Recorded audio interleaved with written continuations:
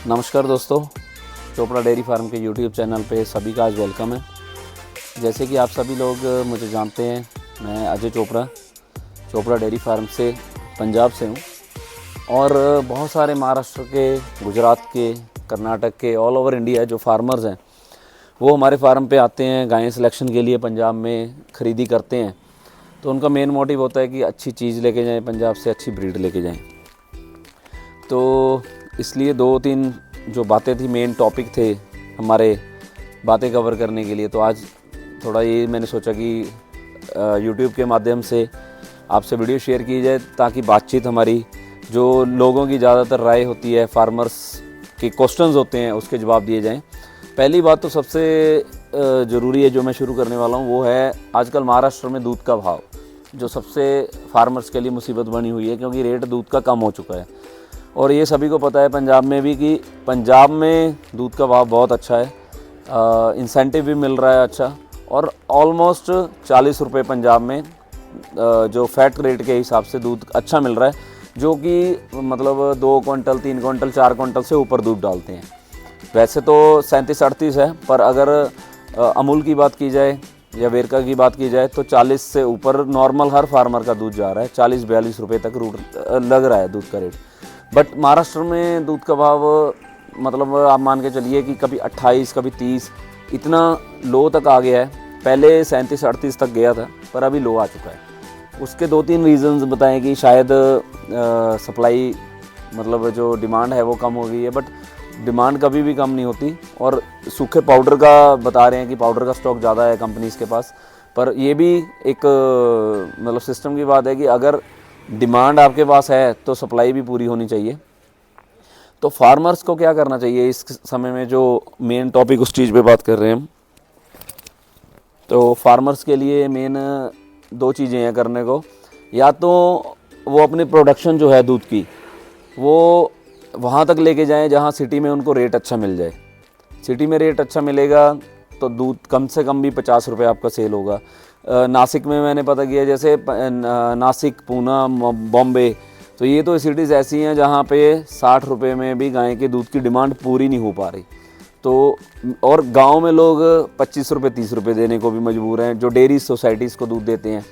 तो उसमें करना क्या चाहिए, या तो जैसे पूरा एक गाँव है, उसमें 10 लोग दूध डालते हैं, तो एक गाड़ी बना लेनी चाहिए आपको, जो दिन में एक टाइम कम से कम भी दूध लेके जाए सिटी में और सेल करके आए।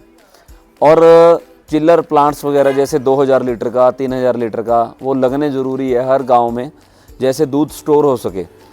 क्योंकि फार्मर्स के पास स्टोरेज की कैपेसिटी होती नहीं है, तो सुबह का दूध सुबह को सेल करने को मजबूर होते हैं और शाम का दूध शाम को सेल करने के लिए मजबूर होते हैं वो, क्योंकि उनको पता है कि दूध ऐसी चीज़ है जो ख़राब हो जाएगी अगर हम उसको सेल नहीं करेंगे। तो कंजम्पशन उसकी होनी ज़रूरी है। उसके सेकंड पॉइंट मेरा ये है कि अगर हम बाय प्रोडक्ट बना के इसके सेल करें तो आपको रेट अच्छा मिल सकता है। बाय प्रोडक्ट में सबसे ज़्यादा मतलब 3 चीज़ें आती हैं, दही, मतलब घी और अपना पनीर। तो इस समय सबसे ज़्यादा जो डिमांड में होगा वो 2 चीज़ें ज़्यादा चल रही हैं, पनीर और घी। अगर आपके पास पनीर की डिमांड है तो आप दूध मतलब सीधा ना बेचो, पनीर बनाओ, उसका पनीर बना के सिटी में सेल करो। और इससे क्या है, ट्रांसपोर्टेशन फैसिलिटी भी आपको दिक्कत नहीं होगी, गाड़ी में भी रख के आप 10 किलो पनीर लेके जा सकते हो। गाय के दूध का ऑन एवरेज 5-6 किलो नॉर्मल लग जाता है, साथ में अगर भैंस का भी मिक्स हो तो पनीर बनाने के लिए। लॉकडाउन की बात करें तो लॉकडाउन में हमारे पास तकरीबन 2.5 से 3 क्विंटल तक दूध था। मैं अपनी एग्जांपल ही देता हूँ। और कंपनीज़ ने दूध उठाना बंद कर लिया था, तो हमने दूध तो देखो गिरा नहीं सकते और गाय को भी पिला नहीं सकते ज़्यादा, तो क्या करेंगे, 20-22 रुपये में तो उसका खर्चा भी 25 रुपये में पूरा नहीं हो पाता फीड का। तो हमने पनीर जो अपना बनाना शुरू किया, और पनीर अगर फ्रेश है, अच्छी चीज़ है, तो सभी लोगों ने पसंद किया। और हमारा जितना हम सुबह बनाते थे वो शाम को सारा सेल हो जाता था।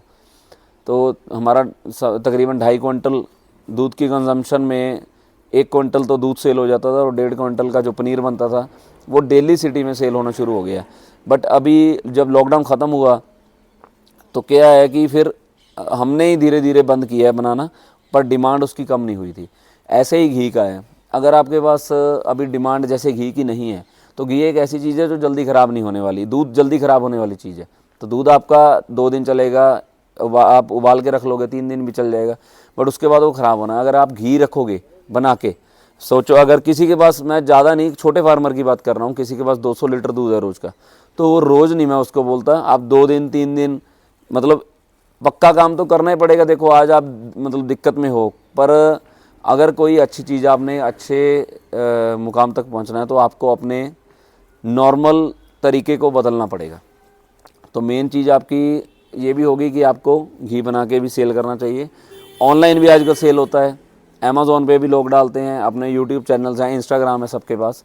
तो ये एक मेथड अपनाइए। सिटीज़ में लोगों को डायरेक्ट फार्मर से दूध लेने को कहा जाए तो ही अच्छी बात होगी, क्योंकि जो मेन है ना कि पैकेट्स मिल्क या फिर जो खुला दूध बिक रहा है, तो उसमें कोई श्योरिटी नहीं है कि आपको परफेक्ट गाय भैंस का ही दूध मिल रहा है या फिर आपको मिक्स दूध मिल रहा है।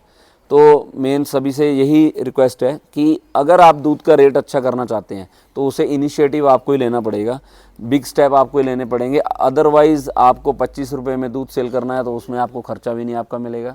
और जो एनिमल आज के टाइम में हम फीडिंग देख रहे हैं, फीडिंग का खर्चा इतना हो गया कि दूध के रेट में कम से कम 40 रुपये दूध का रेट हो तो हम खर्चा निकाल के कुछ बचा पाते हैं।